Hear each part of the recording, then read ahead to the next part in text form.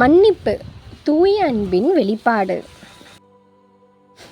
இந்த உலகத்தில் பார்த்தீங்கன்னா எல்லாருமே கரெக்டாக எல்லா நேரத்துலையும் வாழ முடியுமா அப்படின்னு கேட்டிங்கன்னா கண்டிப்பாக முடியாது. நம்ம ஏதாவது ஒரு தெரிஞ்சோ தெரியாமலோ தப்பு செய்ய நேரிடும். நமக்கு ரொம்ப பிடிச்சவங்களாகவே இருப்பாங்க. என்ன ஆகிடும், தெரியாமல் ஏதாவது ஒரு தப்பு செஞ்சுருவாங்க. உடனே நம்ம என்ன செய்வோம், அவங்க மேலே ரொம்ப கோபப்பட்டு இதுக்கு மேலே உங்ககிட்ட பேச மாட்டேன், இதுக்கு மேலே உங்ககிட்ட எந்த ஒரு கான்டாக்டும் வேண்டாம், எதுவுமே வேண்டாம் அப்படின்னு சொல்லி அவங்கள விட்டுடுவோம். இதால் நமக்கு என்ன ஆகுதுன்னு பார்த்தீங்கன்னா, நமக்கும் மனசு ஹர்ட் ஆகுது, நம்ம கோவப்பட்டு திட்டவங்களுக்கும் மனசு ஹர்ட் ஆகுது, அவங்களுக்கும் காயம் ஏற்படுது. அந்த நபரை நம்ம பார்க்கும்போது திருப்பி நம்ம மனசுக்குள்ளே கோபம் வந்துக்கிட்டே இருக்குது. அவங்கள பற்றி நினைக்கும் போதெல்லாம் நமக்கு கோபம் வருது. அவங்களுடைய பேச்சை எடுத்தாலே நம்ம டென்ஷன் ஆகி போயிடும். அப்போது இந்த மாதிரி செய்யும் பொழுது நம்மளுடைய மனசும் நமக்கு பாதிக்குது, நம்மளுடைய உடல் நலமும் நமக்கு பாதிக்குது. அப்படி தானே?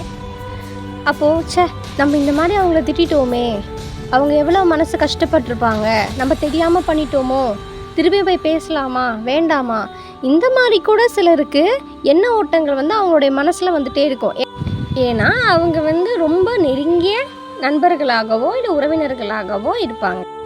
சரி, இந்த மாதிரி சூழ்நிலைகளை நம்ம எப்படி ஹேண்டில் பண்ணலாம் அப்படின்னா, நீங்கள் யார் உங்களுக்கு தப்பு செஞ்சாங்களோ அவங்கள மன்னிச்சிடுங்க.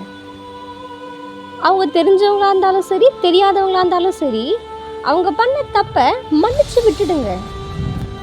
மன்னிப்பு தாங்க மெடிசன். உங்களுக்கு மட்டும் கிடையாது, உங்களை ஹர்ட் பண்ணாங்க பார்த்தீங்களா, அவங்க மனசுக்கும் அதுதான் மெடிசன். மன்னிப்புனா என்ன தெரியுமா? அது கடவுளுடைய தன்மை, அதாவது அளவற்ற அன்பின் வெளிப்பாடுன்னு சொல்லுவாங்க. ஒருத்தர் மேலே நம்ம ரொம்ப அன்பு வைக்கும்போது என்ன ஆகிடும், அவங்க பண்ணுற தப்புலாம் நமக்கு பெருசாக தெரியாதுன்னு சொல்லுவோம் இல்லையா, அதுதான் உண்மை. இந்த அன்பை வெளிப்படுத்துறது, நம்மளுடைய மனசை அன்பாக வச்சுக்கிறது அப்படின்றது ஒரு ரொம்ப பெரிய விஷயம்.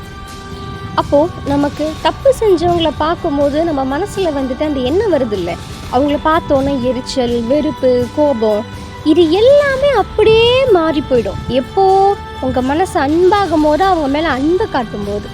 அதனால தான் நமக்கு தீங்கு செஞ்சாலும் அவங்கள நேசிக்கணும்னு சொல்லுவாங்க. சரி, அவங்க நம்மக்கிட்ட தப்பு பண்ணிட்டாங்க, நம்ம அவங்கள மன்னிச்சிட்டோம். இப்போது நம்ம அவங்கக்கிட்ட பேசணும். இப்போ தான் நமக்கு ஒரு பிரச்சனை வரும், அதுதான் ஈகோ. அவங்க தானே தப்பு பண்ணாங்க, நான் ஏன் போய் பேசணும், நானா தப்பு பண்ணேன், அவங்களே பேசட்டும், நான் போய் பேசணும்னு அவசியம் இல்லை அப்படின்னு நமக்குள்ளேயே நமக்கு 1000 கேள்விகள் வரும். இந்த இடத்துல நீங்கள் என்ன செய்யணும் அப்படின்னா, உங்களுடைய ஈகோவை விட்டுருங்க. ஈகோ தான் என்ன செய்யும் தெரியுமா, நம்ம வாழ்க்கையில் இருக்கிற பல உறவுகளை ஸ்பாயில் பண்ணி அதை கெடுத்துரும்.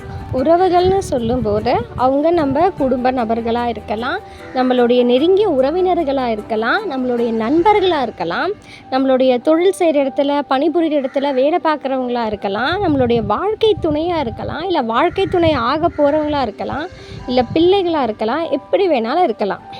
நம்மளுடைய மனசில் நான் அப்படின்ற ஒரு எண்ணம் வரும்போது நீங்கள் என்ன செய்யுங்க, உங்களுடைய மனசை அன்பால் ரீப்ளேஸ் பண்ணிடுங்க. அன்பை வச்சு உங்கள் மனசை மாற்றுங்க. கண்டிப்பாக நான் அப்படின்ற ஈகோ எல்லாம் மாறி நீங்களே அவங்களோட போய் பேச ஆரம்பிச்சிடுவீங்க. இப்படித்தான் அன்பை காட்டியும் மன்னிப்பு கொடுத்தும் நம்ம வாழ்கிற வாழ்க்கையை நம்மளால் அழகாக்கிக்க முடியும்.